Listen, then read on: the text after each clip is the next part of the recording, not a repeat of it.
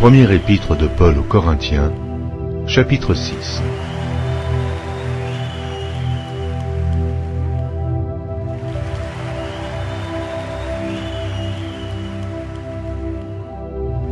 Première épître de Paul aux Corinthiens, chapitre 6.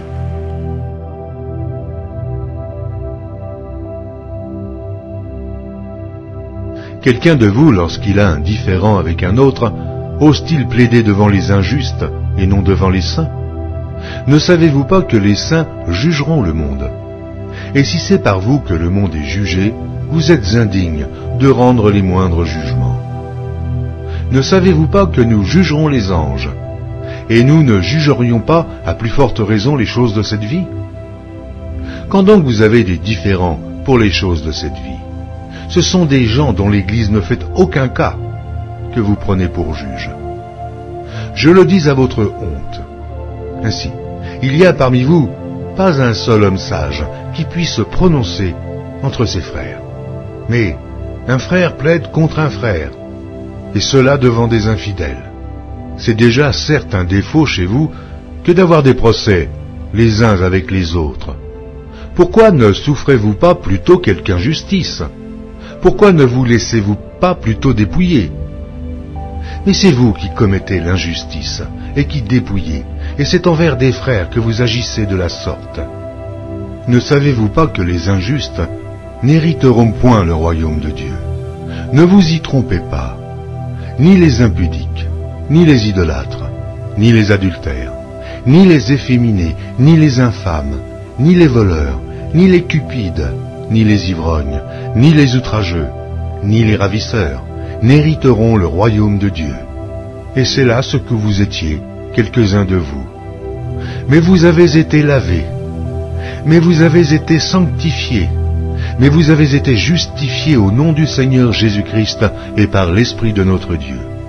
Tout m'est permis, mais tout n'est pas utile. Tout m'est permis, mais je ne me laisserai asservir par quoi que ce soit. Les aliments sont pour le ventre, et le ventre pour les aliments. Et Dieu détruira l'un comme les autres. Mais le corps n'est pas pour l'impudicité, il est pour le Seigneur, et le Seigneur pour le corps. Et Dieu qui a ressuscité le Seigneur nous ressuscitera aussi par sa puissance. Ne savez-vous pas que vos corps sont des membres de Christ? Prendrais-je donc les membres de Christ pour en faire les membres d'une prostituée? Loin de là. Ne savez-vous pas que celui qui s'attache à la prostituée est un seul corps avec elle? Car il est dit, les deux deviendront une seule chair. Mais celui qui s'attache au Seigneur est avec lui un seul esprit. Fuyez l'impudicité. Quelque autre péché qu'un homme commette, ce péché est hors du corps. Mais celui qui se livre à l'impudicité pêche contre son propre corps. Ne savez-vous pas que votre corps est le temple du Saint-Esprit qui est en vous, que vous avez reçu de Dieu, et que vous ne vous appartenez point à vous-même, car vous avez été rachetés à un grand prix. Glorifiez donc Dieu dans votre corps et dans votre esprit, qui appartiennent à Dieu.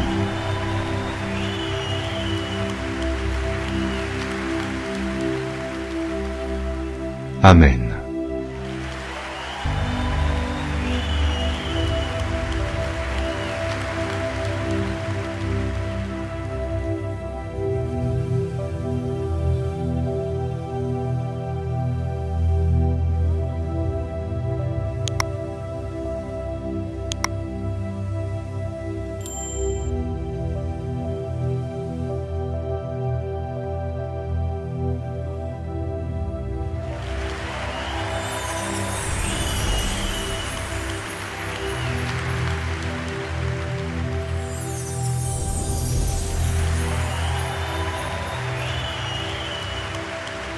Merci d'avoir regardé. Pour ne manquer aucune de nos activités, prière de vous abonner maintenant en cliquant sur le bouton du milieu et en activant la cloche de notification. Pour continuer à bénir votre âme, nous vous proposons 2 vidéos, soit en cliquant sur celle de droite ou celle de gauche. Que Dieu vous bénisse.